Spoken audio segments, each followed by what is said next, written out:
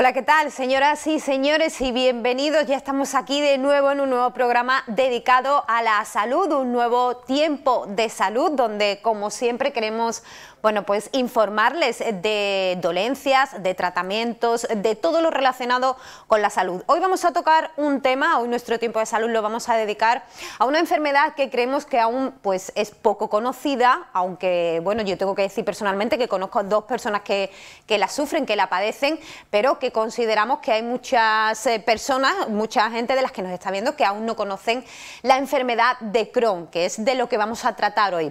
Para ello se encuentra con nosotros el doctor Lucas Diego, él es especialista digestivo del aparato digestivo en el Hospital Virgen del Camino y le vamos a dar la bienvenida. Muy buenas, doctor, bienvenido.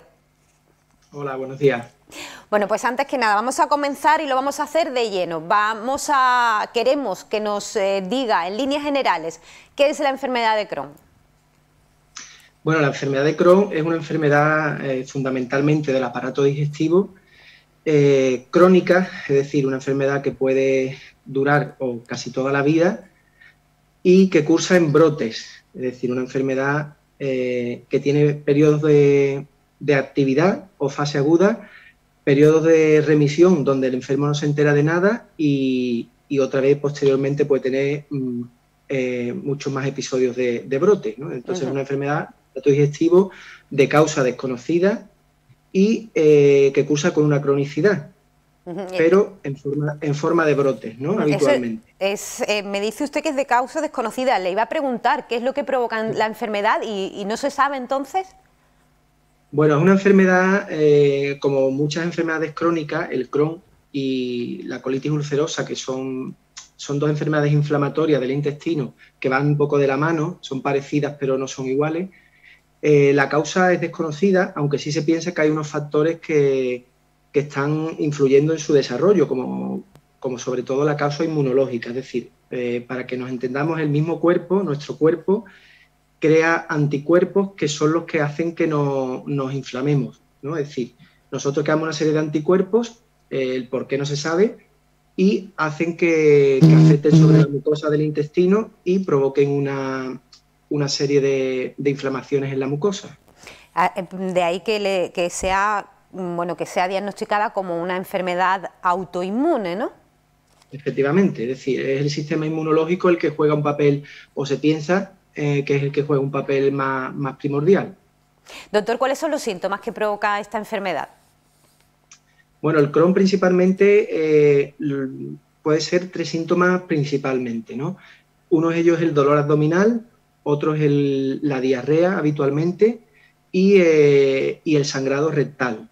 Son los 3 principales síntomas, aunque después también hay una serie de síntomas un poquito más generales o sistémicos que llamamos, sí. A nivel de afectación incluso de ósea, los huesos, la vista incluso, pero principalmente, por así decirlo, los 3 principales síntomas: dolor abdominal, diarrea y sangrado. ¿Y se puede confundir con la colitis entonces? Bueno, en un principio pueden llegar a solaparse o a confundirse, porque un paciente con colitis ulcerosa que debute con diarrea y sangrado puede confundirse con un paciente de Crohn. Ya son después las pruebas diagnósticas y de imagen, sobre todo, y las biopsias las que nos va a diferenciar sobre una u otra.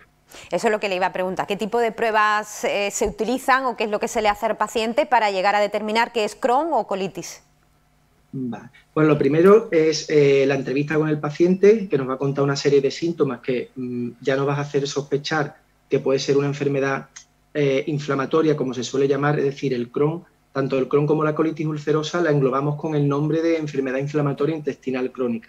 Entonces, lo que nos cuenta el paciente, es decir, la historia clínica con sus síntomas, es lo que nos puede hacer ya sospechar sobre un Crohn. Pedimos pruebas analíticas de sangre que nos pueden ayudar un poco, pero muy poco. Habitualmente la analítica no nos va a decir mucho más. Y principalmente las pruebas que nos van a llegar al diagnóstico son las pruebas de imagen, es decir, donde vamos a ver algo. Principalmente la endoscopia, sí, que es la que nos va a provocar o nos va a producir gran información sobre las lesiones que hay, y otras técnicas de imagen, sobre todo el TAC o la resonancia magnética. La prueba más más primordial, por así decirlo, puede ser la endoscopia, porque lo estamos viendo directamente las lesiones, y además nos permite tomar una serie de muestras y biopsias, que es lo que al final nos va a decir que es una enfermedad de Crohn. ¿Es una enfermedad hereditaria, doctor? Bueno, hereditaria como tal no, pero sí es verdad que al haber un trasfondo inmunológico puede haber cierta predisposición genética. Es decir, hay familiares, varios miembros de una misma familia, incluso hermanos o primos, que pueden tener ambos la enfermedad de Crohn. No está demostrado que sea una enfermedad hereditaria, pero sí que hay una cierta predisposición, ¿no? Entonces, decir. Una mujer que puede tener el miedo a transmitírselo a sus hijos, una mujer que padezca la enfermedad. Sí, es más, en consulta veo muchos pacientes que vienen con unos síntomas digestivos tipo dolor o diarrea, que vienen ya un poco con la mosca detrás de la oreja pensando que puede ser un Crohn porque su madre o su prima o su tía tenían un Crohn o tienen un Crohn. Entonces, al paciente hace que le encienda el chip y sospeche un poco de que pueda tenerla, aunque finalmente no la tenga, pero vienen un poco preparados, ¿no? Me gustaría tratar también el tema que le he nombrado yo a una mujer, bueno, con este tipo de enfermedad. Bueno, son personas, y también vamos a hablarlo más adelante, que pueden llevar una vida, bueno, pues prácticamente normal. A la hora de tener que querer quedarse embarazada, ¿en qué puede influir la enfermedad? Bueno, en principio no hay ningún problema, es decir, en este caso vamos a referirnos a una paciente mujer. Sí. En principio no hay ningún problema de fertilidad en el que tenga un Crohn y sea fértil, por supuesto. A nivel del embarazo, por supuesto puede llevarlo de forma normal, porque no es lo mismo que el embarazo le coja en el periodo asintomática, en remisión, que le coja en un brote. Entonces, de todos modos, si es asintomática, el embarazo va a ir normal. Si le cogen un brote, sí, la paciente requeriría una cierta medicación de refuerzo para intentar controlar el brote, que sí ahí seríamos más cautos porque, como todo embarazada, la medicación que se pauta a una paciente en gestación puede tener efectos secundarios sobre el feto, ¿no? En principio, quitando el matiz de la medicación que podríamos usar en el embarazo, no tiene ningún problema de fertilidad y hay pacientes con Crohn que han dado a luz perfectamente. Un embarazo normal, efectivamente. Doctor, ha dicho usted que afecta al aparato, una enfermedad que afecta al aparato digestivo, pero ¿puede producir también de forma colateral daños en otras partes del cuerpo? Efectivamente, aparte que el Crohn es la versión de la enfermedad inflamatoria un poquito no más agresiva, sino más extensa. El Crohn puede afectar, según dicen los libros, desde la boca hasta el recto, es decir, todo el aparato digestivo, aunque es verdad que se suele limitar siempre a una zona. Siempre es a la última parte del intestino delgado y a veces el colon. Pero otras veces hay pacientes que debutan o de forma conjunta aparecen síntomas a nivel de artritis en los huesos, es decir, al ser una enfermedad inmunológica, pues esos anticuerpos que inflaman, a veces inflaman las articulaciones, provocan artritis, puede inflamar ciertas capas del ojo y provoca uveitis, incluso dermatitis, es decir, hay una serie de síntomas generales o sistémicos que pueden ir asociados al Crohn. Afortunadamente son poco frecuentes y no suelen aparecer, solamente en muy pocos pacientes. ¿Y es una enfermedad grave? Bueno, más que grave, es una enfermedad, como hemos dicho, crónica, y yo más que grave diría invalidante. Es decir, lo habitual es que nadie fallezca de un Crohn, sino que fallezca con un Crohn. Lo que sí es verdad con una enfermedad con un amplio espectro de síntomas. Hay pacientes de Crohn que tienen un solo brote en su vida, de forma leve, se le pone medicación de mantenimiento y no tienen más problemas. Y hay otros pacientes que tienen muchísimos brotes en su vida, brotes muy importantes y brotes con complicaciones, incluso a fistulaciones y problemas en la piel, acceso, y hace que no sea tan llevadero, sea una enfermedad crónica y para algunos pacientes hasta cierto punto invalidante, ¿no? O invalidante o muy sintomática, ¿no? Me ha dicho usted que bueno, pues pueden recibir un tipo de tratamiento. ¿Hay varios tipos de tratamiento según el enfermo de Crohn? Bueno, como todas las patologías, el Crohn tiene una serie de medicamentos y de tratamientos que van escalonados, sí, desde los medicamentos un poco más suaves y más light, por así decirlo, que son una serie de antiinflamatorios que ejercerían su función a nivel intestinal. Bueno, se puede decir nombre, famoso Claversal y muchos más. Después subiríamos un escalón un poco más de otros antiinflamatorios más potentes, que son los corticoides, que eso sí se usan, pero de una forma más corta en el tiempo, no pueden estar tomándolo siempre, mientras que los primeros sí. Y a fármacos un poquito ya más potentes, con otros mecanismos de acción, como son los inmunosupresores. Son fármacos que lo que van a hacer es bajarnos las células de defensa, que son supuestamente las que nos atacan a esa mucosa del colon o del intestino.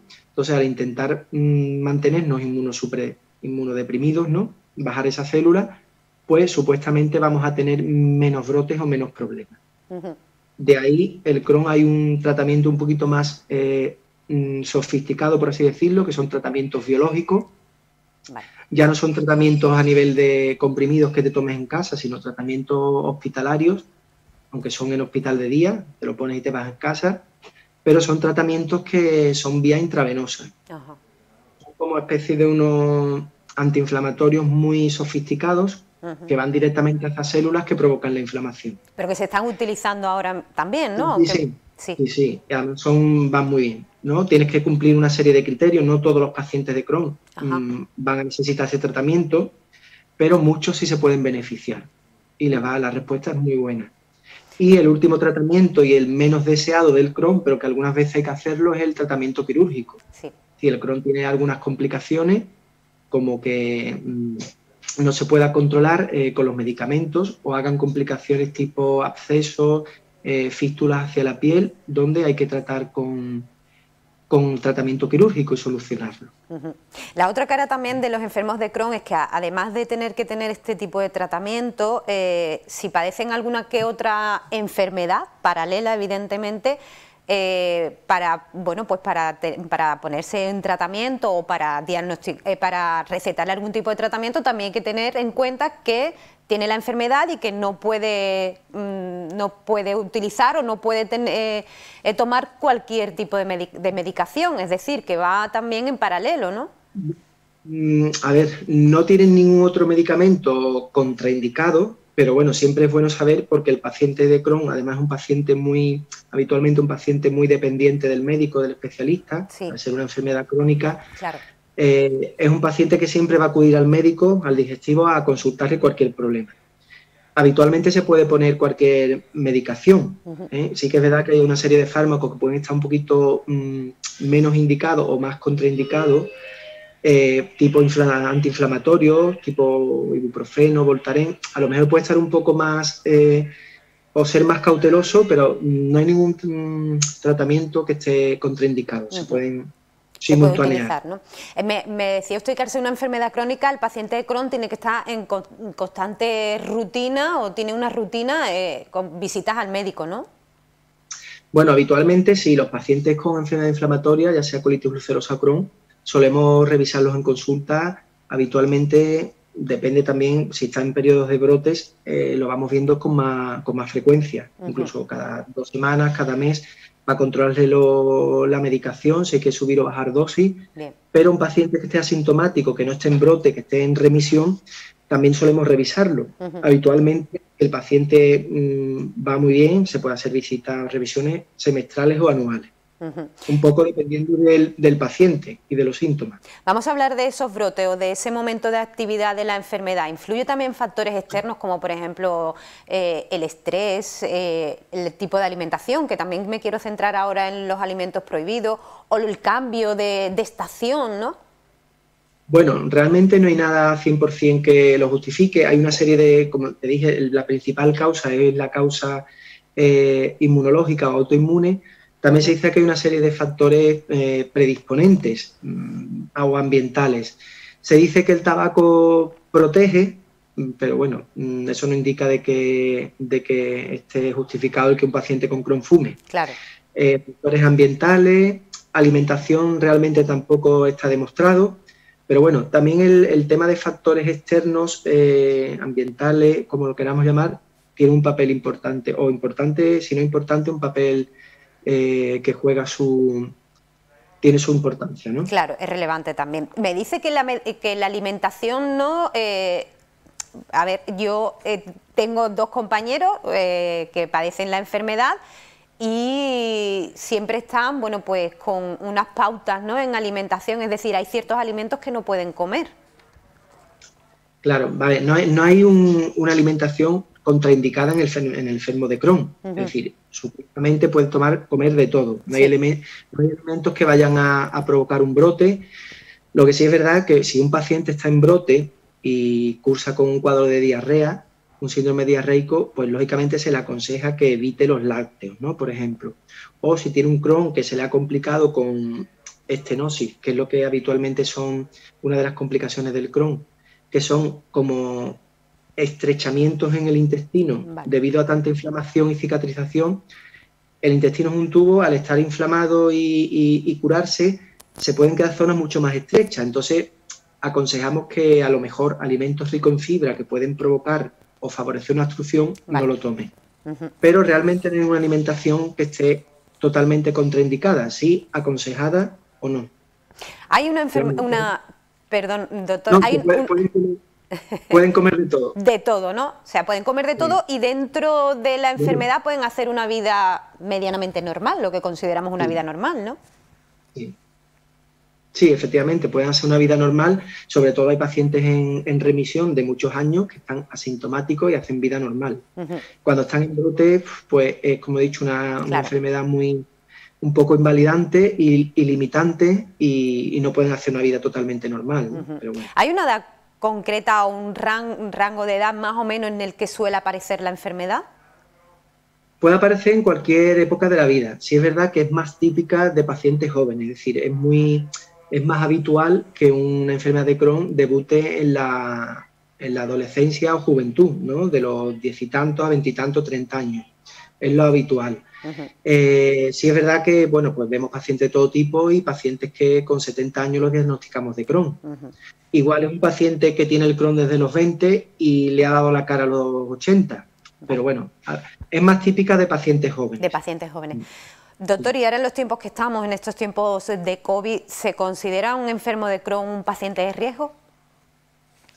Bueno, más que de riesgo diría un paciente crónico con una enfermedad crónica y una medicación crónica que puede ser en este caso inmunosupresora y sí puede tener cierto riesgo, entre comillas, por el hecho de estar inmunodeprimido. Entonces, al tener una inmunosupresión farmacológica, ¿no?, como llamamos, que se la provocamos nosotros, pues sí pueden tener cierta predisposición a infecciones. Entonces, en ese aspecto sí puede ser un poco un paciente especial o de riesgo en esta época, ¿no? En esta época. Y ya para terminar, me gustaría preguntarle, ¿cree usted que se puede investigar más esta enfermedad?